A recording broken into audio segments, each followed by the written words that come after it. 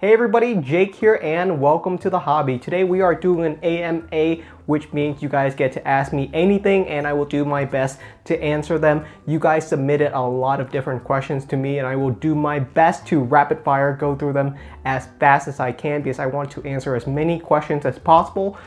Don't feel bad if your question doesn't appear on the video. I'll do my best to reply to your question sometime in the near future, so definitely be on the lookout. So let's jump into the first question. First up, we have Rob who asks, can we hear your thoughts on which 10 English Pokemon cards will see the most growth in 10 years? I don't think we have time to cover like 10 cards. I know that's a little bit of a cop-out answer. It sounds like a whole entire videos that I can do, but some general mindset on what are some of the best cards that will have the most growth in 10 years time. No set cards. I don't think any set cards will be anywhere near the top 10 highest growth cards in 10 years. Broadly speaking though, if you really wanted to collect set cards, I would think the alternative Tag Team GX are some of the best cards to pick up right now.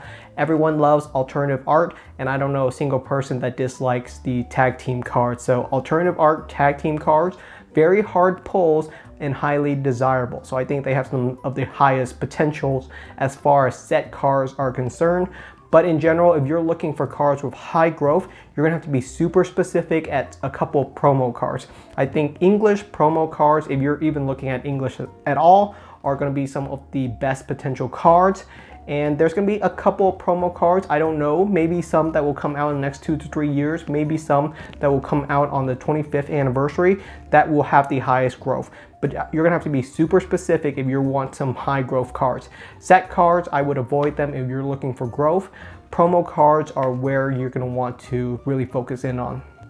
Next up, we have Paris who asks, how much time after a set is launched is it the best to buy single cards so that they are the cheapest? Is it 6 months or a year? I actually think if you want to buy the cheapest cards for a set, you should probably wait 2 years. So why 2 years? 2 years is when a set is just about to rotate out of standards, and most people probably forgotten about that set by now, and it's probably the best time to pick it up. Granted, that has not been the best rule for the last year because so many cards have been really exploding in value, but that has nothing to do with this rule. It just has to do with the demand from 2020. Overall, I think 2 years is your best bet because 2 years is when a lot of cards are safe from being reprinted. Most cards or most sets will not be reprinted after 2 years time. Just doesn't make sense. Those sets have been rotated out of standards. The Pokemon company will probably move on to new sets by then.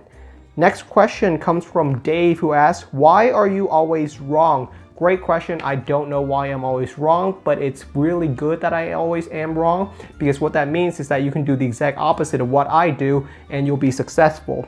Next up, we have Capital who asks, what potential do you see in the Heart Gold, Soul Silver Prime cards in the future as an investment, especially with Gengar, Espeon, Umbreon, and Typhlosion? I think Heart Gold and Soul Silver are some of the best sets that you can pick up.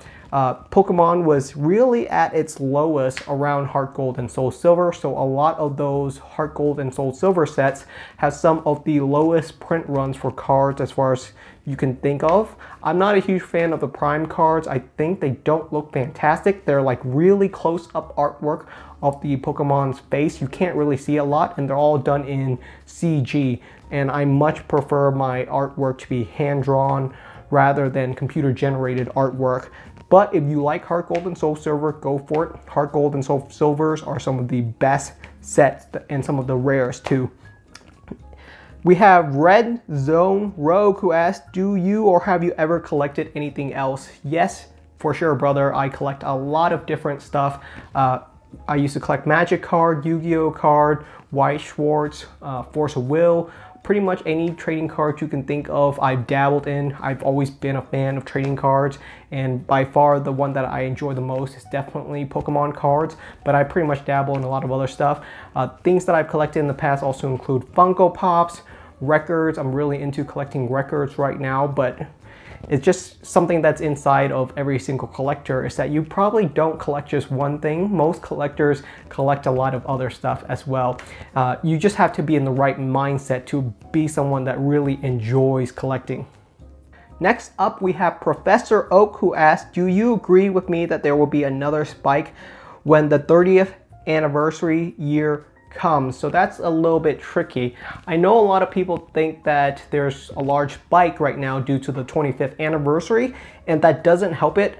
But I honestly don't think that the spike or the popularity increase that we saw was really due to the 25th anniversary. There were a bunch of other much large factors causing the rise of Pokemon card collecting over the past year. The 25th anniversary is really something that's for people who are already in the hobby rather than people outside of the hobby entering. Same thing with the 20th anniversary. The 20th anniversary was never actually hyped because of the 20th anniversary. It was much more because of Pokemon Go, which was coinciding right around the same time as the 20th anniversary. So there's usually another underlying factor that is causing the increase in demand rather than simply a date on a year. Next up, we have Super Shade, which asks, could you explain your process when choosing cards to grade? Do you have tool you use for centering or magnifying lens for surface? And do you know personally how much leeway a certain company might give? So a lot of this is purely related to experience. The more cards you grade, the more cards you look at, the better you get at it. It's not something that can really be, it's not really something that you're gonna pick up after 1 or 2 cards. It's gonna take some trial and error. The more cards you submit, the better of an understanding you're gonna get at what quality of cards you can expect in each types of condition. In terms of what tools you need, you don't need a lot of tools. There are a lot of fancy tools out there, and I know a lot of people who are developing some very cool tools that can easily use imaging and artificial intelligence to pick up like the slightest difference in centering. They can pick up every single little imperfection around the corners of the cards. So a lot of cool technology is going to come out soon, but in general, all you really need is your eyes and some decent experience, and you'll get there. The best thing that you can do is just to go for it. Just grade some cards, pick up some cards, sleeve some cards. All of this is gained through mainly experience. You gotta do it. If you don't do it, you're never gonna learn about it. We have Antler TCG who asks, Jake, out of all the sets over the last 10 years, which set do you think has the greatest collectability? No cheating, pick one. If I had to pick one set from the last 10 years that I think has the highest collectability, I think, and this might be a bit of a cop-out, I still think I would go with Hidden Fates. I think Hidden Fates is by far the most collectible set out of the last 10 years. I know there's quite a bit of Hidden Fates out there right now. If you don't pick up Hidden Fates now, I think you're gonna regret it 10 years down the line. A lot of other people might pick XY Evolutions, and I fully understand why. However, there's just so much XY Evolutions out there. It's such an abundant set. There's just so many XY Evolution cards. I know people are gonna say, Jake, an XY Evolution booster box is $800 now. And it's gonna stay that way for a long time. I don't think XY Evolution is going to really climb in value just because of the abundance of products, both sealed and open. There's so many XY Evolution cards out there. Up we have David who asks, if it's okay with you, can you share some of your personal life? I'm curious about your academic background, where I'm from, whatever you wish. Yeah, so I can definitely share some information about myself. So I am a second generation immigrant. I think that's the right thing to say because my parents came to the United States, and in general it was a very tough time for us. I grew up very, very poor, so I'm still very frugal. I remember I got my Game Boy at the age of 6 from my uncle who's been around the United States for a lot longer, and I had an absolute blast. Played a lot of the early Pokemon games, so that's why I really enjoy a lot of them. I'm 27. I have a bachelor's in economics, I have a bachelor's in finance, and I just got my master's in business administration. So I have a decent understanding on a lot of like the stuff that I talk about, and I try to slip in some theories every now and again when it comes to like economics and things like that, just because that's my background, and I feel like I have just enough understanding that I can actually say something on the subject. But in general, I really enjoy Pokemon card collecting. I enjoy a lot of other hobbies as well, and it's a really fun time. I try my best to make it as easy as I can, and my goal with this channel, and it's always been my goal, is to make sure to get as many people collecting Pokemon cards as I can, because I think it's a really fun hobby, and I don't think that a lot of people knew about it in the last couple of years. So I did my best to like really advocate for Pokemon card collecting, and that's why the channel's tagline is kind of welcome to the hobby, because I want you guys to join me on this journey. I think Pokemon card collecting is still a very young hobby, and it has a lot of room to grow in the next 30, 40, 50 years even. Next up, we have Draw Phil Draw, who asks, how do you know when a promo card is worth investing in, like the Scream promos, for example?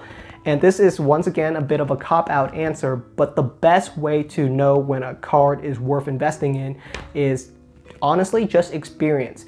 The Scream promos probably did not surprise anyone who's been in the hobby for a while. And a big part of that is because they're just so unique. The more you collect Pokemon cards, the more you understand sort of the nuances. You sort of realize what is normal in the world of promo cards. So when something is different, when something is unusual, when something is outside of the normal box, you start to understand, oh my goodness, that's unique, that's special, that is something that we haven't really seen in the hobby, so you get better at it.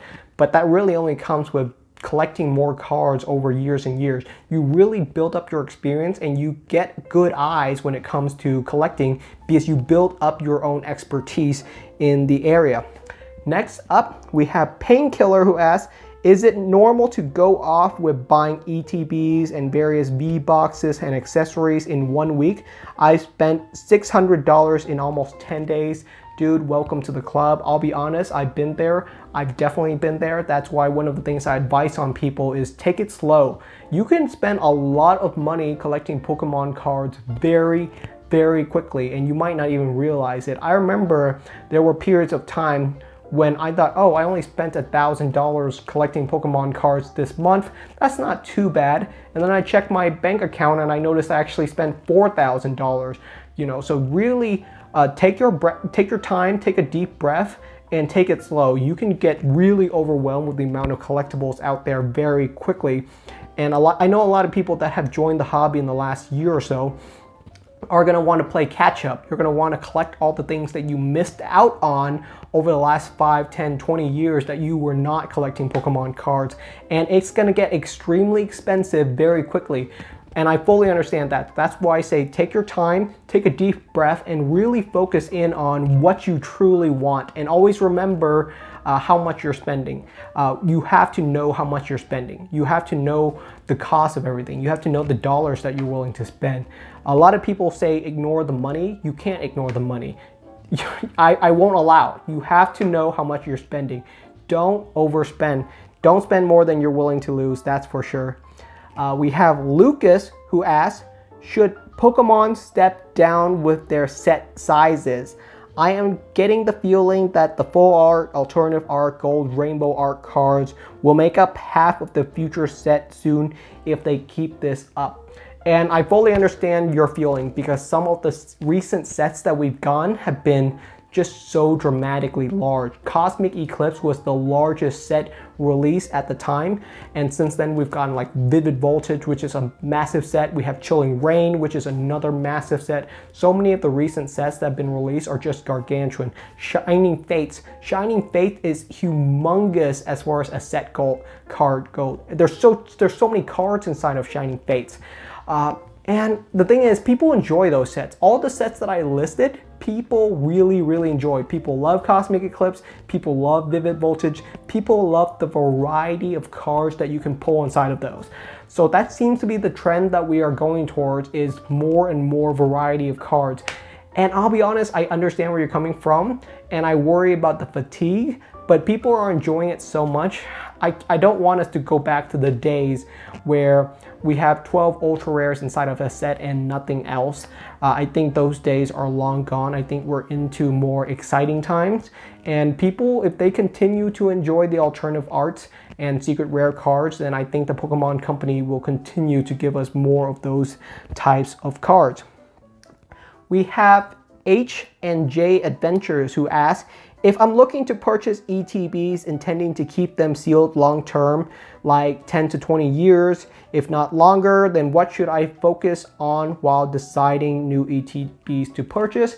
And I'm gonna give you a real simple answer, and you probably heard it a lot of times, and that is to collect what you enjoy. If you really enjoy a set, most likely other people will enjoy that set as well. So collect what you like the most, and you really can't go wrong, because even if the sets that you like the most are not the ones that climb the most in value, you're still going to enjoy having them in your collection. You're still going to feel some sort of enjoyment from simply having ownership over these collectibles, and that is worth a lot of value in itself. We have Strawberry Haze who asks, how and why does a Pokemon card's value fluctuate?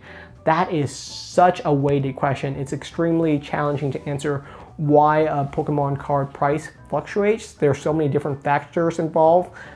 The supply of the cards out there, how popular it is right now at the moment, how much demand there is for the cards, all kinds of different reasons for why a Pokemon card fluctuates. And this is really common when it comes to collectibles. Collectibles love to go in waves, you know. Things are hot and then they're not. So expect a lot of that when it comes to collectibles. You're gonna see moments when collectibles are super hot, Pokemon cards are all the rage, and you're gonna see some quiet periods where things die down, things cool off. That's very normal. Collecting is sort of a bit of a fad, and trading cards are really hot right now, but in 10 years they might not be, and in 20 years they might come back. We just don't know. Things like to go in cycle those when it comes to collecting. Next up we have Oren who asks, do you play the games, and if so, what is your favorite and why? I do play the games. I play a lot of Pokemon games. I haven't played too much of the recent ones. I don't enjoy them as much, but I remember back in the day, I sunk in probably over 100 hours into Gold and Silver, and I sunk probably 200 to 300 hours into Ruby and Sapphire. I don't know why I really enjoyed Ruby and Sapphire, but I love those games, and I can't wait for a Ruby and Sapphire remake. Ruby and Sapphire Gang, rise up. We have Rudy who asks, hey Jake, how much money do you have invested in your entire Poncho Pikachu sets?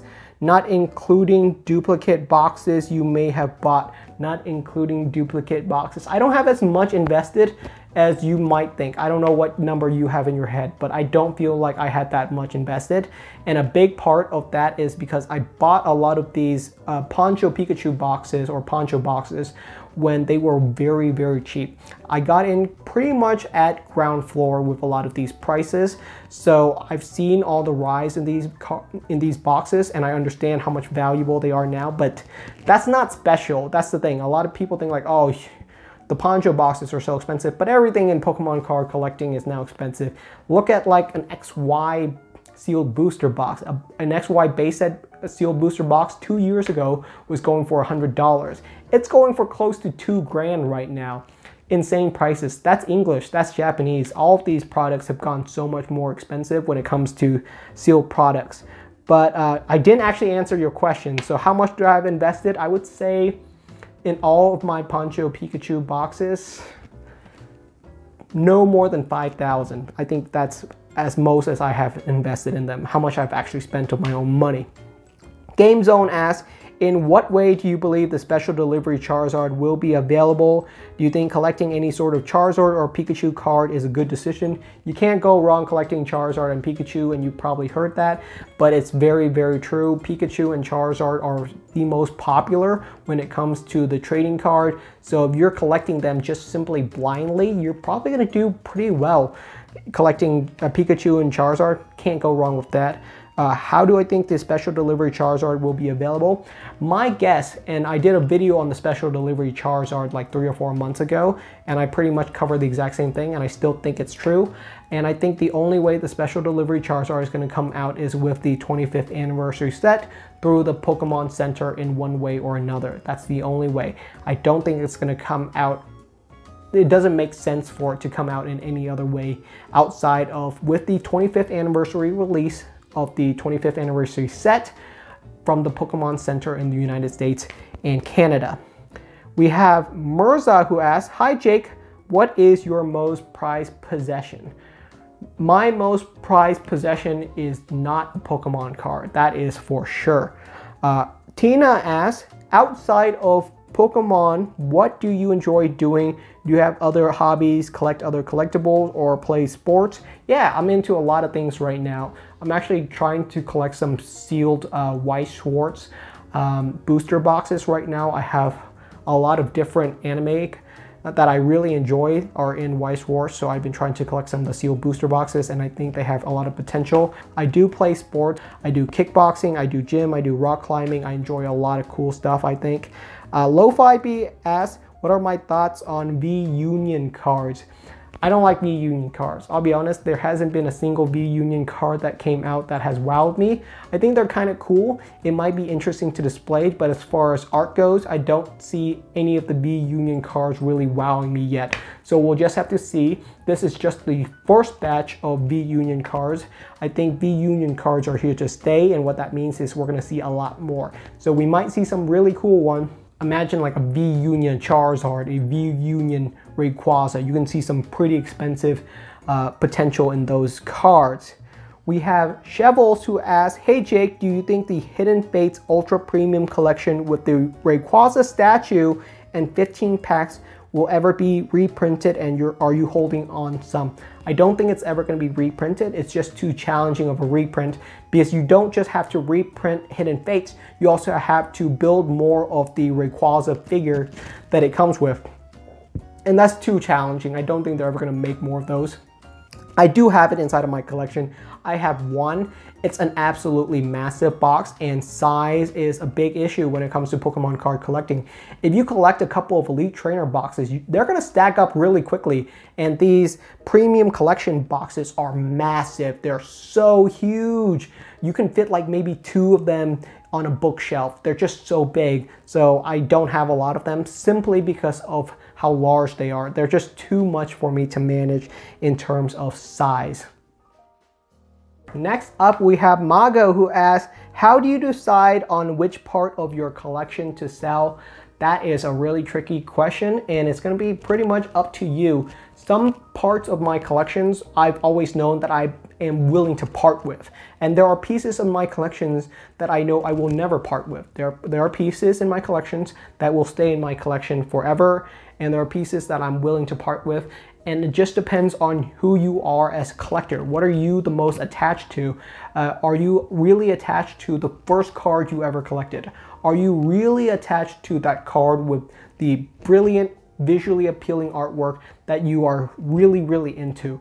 And there are probably going to be some in between. You're not going to enjoy every single card inside of your collecting, inside of your collection equally. The cards that you enjoy the least, those are the ones that you're going to be the most willing to part with. And it definitely helps if you have copies. If you have multiple copies of a card or a certain product inside of your collection, then you're going to be much more willing to let go of some of those extra ones, which is why I think in general most people collect 2 copies just in case one gets damaged or something like that, or just in case you ever want to sell one, you will always have at least one inside of your collection. Finally, we have Awesome Sauce who asks, "Hey Jake, do you think that this is a good time to watch the market and not buy? I feel like we've peaked for a lot of cards and sets. It might be a good to play the waiting game for great cards at a great price." Great prices on cards are going to be available 24/7. You're going to have to be constantly on the lookout for it. If you're looking for a specific card, don't just ignore the market. You never know when opportunities are around the corner. You might think cards are at their peak prices right now, but there might be a really nice card out there going for an affordable price that you just didn't know about.